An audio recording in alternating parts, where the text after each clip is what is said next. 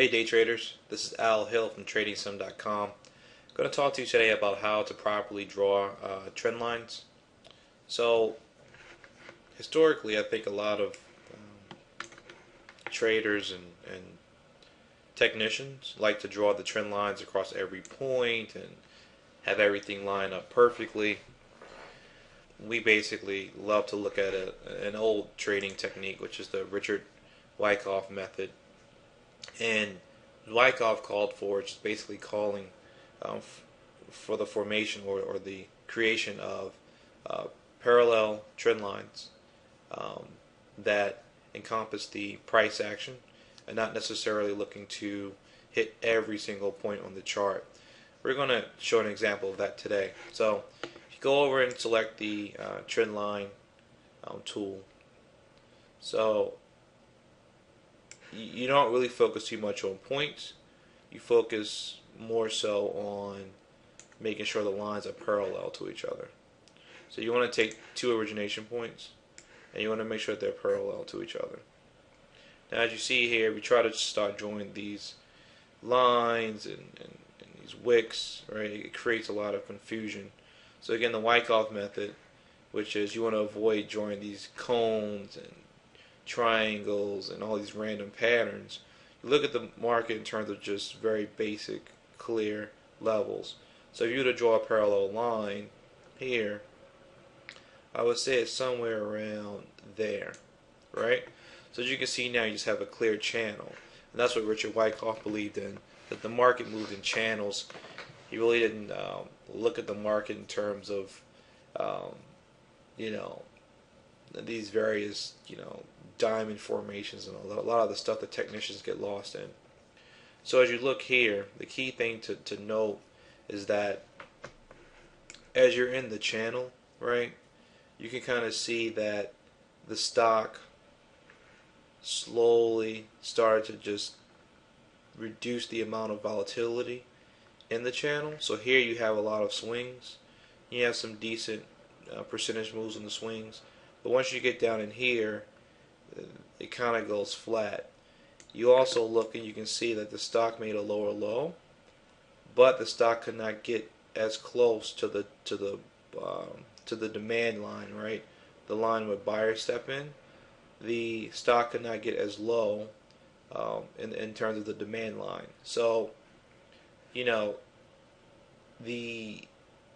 are all indications that there is more buying coming into the market. And another thing I want to point out here is that you can kind of see that the volume, right, as it started to come out of this, started to pick up a little. You can kind of see a little bit of a slope here. Not too much, but you can see a little bit of a slope. So that shows you here that, okay, we can bust it down, right, to the demand line. So there's enough buyers stepping in. And then you can kind of see that the volume's picking up here later in the day. So these are all indications that this stock is poised for a real breakout.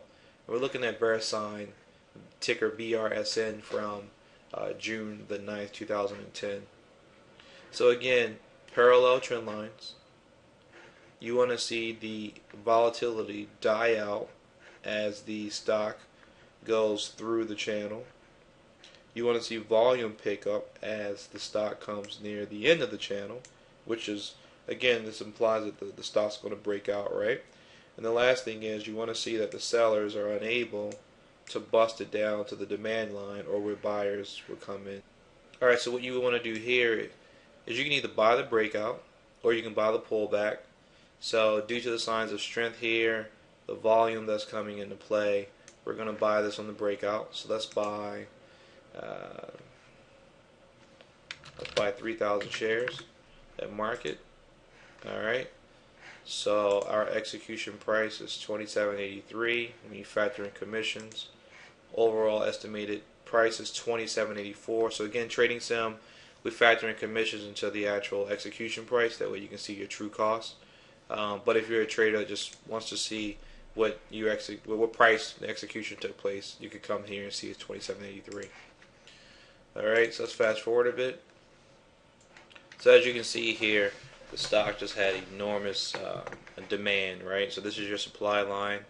I'm sorry, your demand line where people buy. This is your supply line where people sell.